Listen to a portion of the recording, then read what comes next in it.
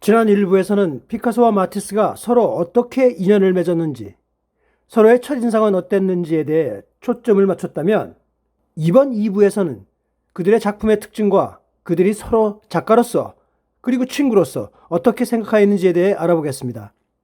더욱이 이들이 현대미술을 개척해 나가는데 서로 어떤 역할을 했는지 소개하도록 하겠습니다.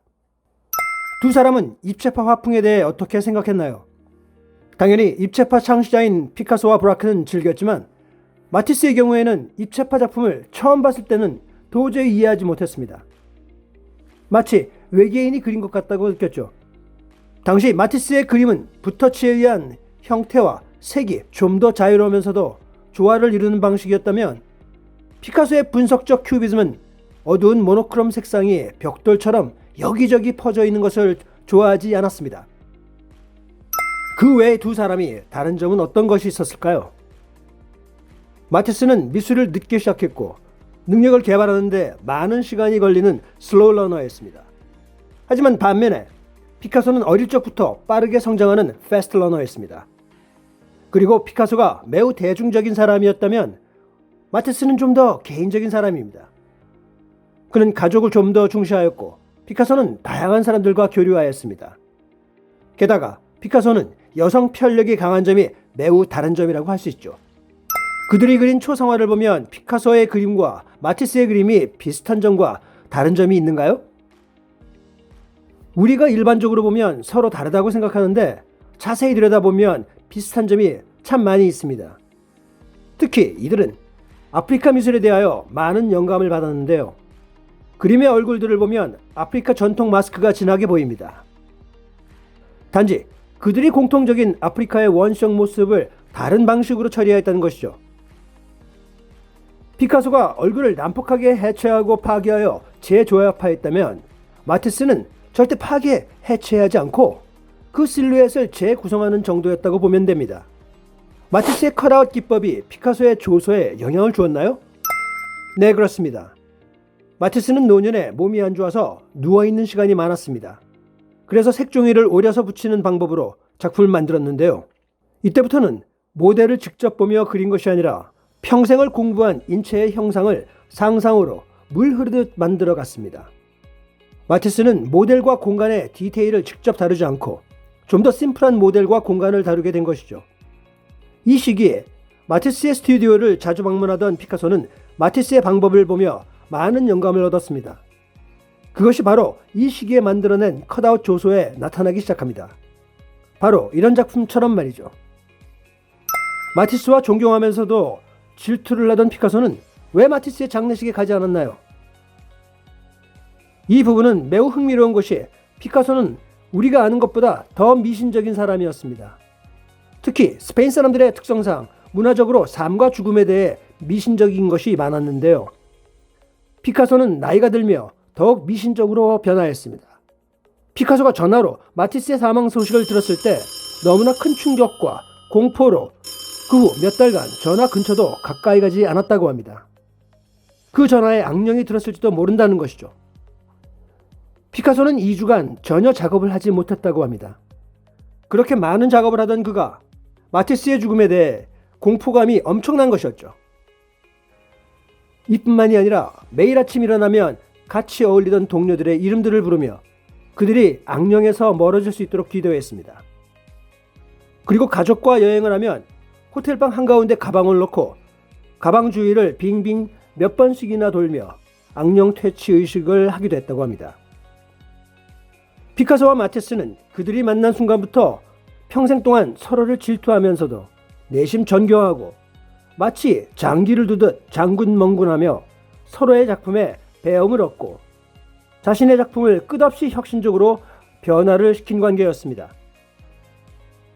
이들이 그간 서로에 대하여 이야기한 부분이 참 많은데 서로에 대한 이야기를 들려드리며 이들의 인간적인 면과 미술 세계에서의 영향에 대한 생각을 여러분들에게 알려드리도록 하겠습니다. 처음 만났을 때는 서로 어디서 보지도 못한 듣보잡이야 라는 반응이었습니다. 하지만 후에 피카소는 마티스에 대해 이런 말을 했습니다. 마티스의 그림과 내 그림 모두를 나란히 놓고 봐야만 우리를 이해할 수 있어. 아마 지구상의 마티스의 그림을 더 자세히 봐온 사람은 나밖에 없을걸? 물론 내 그림을 가장 많이 관찰한 사람도 마티스뿐일 거야. 맞습니다. 이 두 사람은 자신이 최고라는 자존심 때문에 내색을 하지 않았지만 무척이나 상대방에 대해 신경이 쓰였습니다. 피카소와 마티스가 서로 경쟁이 시작될 때 마티스는 피카소의 쇼맨십과 잘난 척하는 건방진 모습을 보면서도 그가 느끼는 피카소 작품에 대한 진정한 감동을 이렇게 표현하였습니다. 9세대 미술에서 벗어나지 못하는 젊은 화가는 그 자신의 무덤을 파는 거야. 그런데 피카소 저 녀석은 완전히 벗어났어. 무덤을 팔 필요가 없단 말이지. 마티스는 당시 워낙 성공한 작가이다 보니 피카소를 그다지 높게 보지 않았습니다. 하지만 당돌한 피카소는 이렇게 사람들에게 말합니다. 사람들은 그를 현대미술의 마스터라고 하는데 내 생각은 달라. 마티스는 근대미술의 마지막 마스터에 지나지 않고 내가 현대미술의 진정한 첫 마스터란 말이야. 마티스는 그의 생전 피카소보다는 상대에 대하여 많은 말을 남기지는 않았습니다. 왜냐하면 피카소에 비해 내성적이던 그는 12살이나 나이도 많고 이미 대성공을 한 선배여서 피카소를 지나치게 두려워하지는 않았습니다. 하지만 그는 이렇게 회고했습니다. 피카소 외에는 아무도 내 작품에 대해 비판할 수 없어. 왜? 그는 피카소이기 때문이니까. 피카소는 마티스의 작품에 대한 자신의 생각을 거침없이 털어놓습니다. 내가 만약 지금 나의 그림을 그리지 않는다면 아마 마티스의 그림을 그리고 있을 거야. 라며 마티스의 작품 세계에 대해 경의를 표합니다. 이에 마티스도 비슷한 반응을 보였다고 하네요. 피카소는 그의 명작 아비뇽의 여인들에 대해 어떻게 해서 그리게 되었는지 털어놓았는데요. 이렇게 말했습니다. 마티스가 한 번은 나에게 자기가 산 아프리카 가면을 자랑하더라고. 하도 잘난 척하며 자랑하길래 나도 박물관으로 가보기로 했지.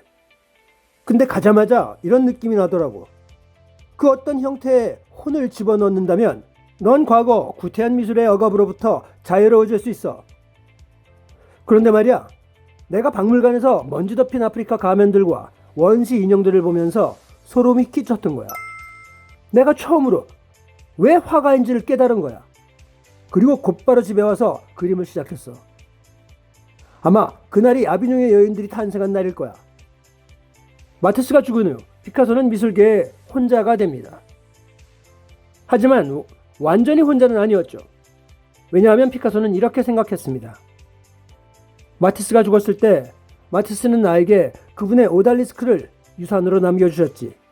라며 마티스의 트레이드마커였던 오달리스크 양식의 표현법을 피카소 자신의 작품에 녹여내었습니다. 1973년 피카소가 죽으며 이렇게 말했다고 합니다. 모든 것을 돌아보니 세상의 모든 것은 마티스였어. 라며 그에게 마티스의 존재가 어떠했는지 짧지만 아주 강하게 답을 했습니다. 오늘은 여러분들과 현대미술의 대표주자인 피카소와 마티스의 관계와 그 관계가 그들의 미술은 물론 현대미술의 발전에 어떻게 기여를 했는지 알아보았는데요. 도움이 되셨길 바랍니다. 다음 주에는 르네상스의 용어 상박이었던 레오나르도 다빈치와 미켈란젤로의 숙적 관계에 대하여 소개하도록 하겠습니다. 오늘 내용이 좋으셨다면 꼭 좋아요와 구독 부탁드릴게요. 그럼 다음 시간까지 안녕!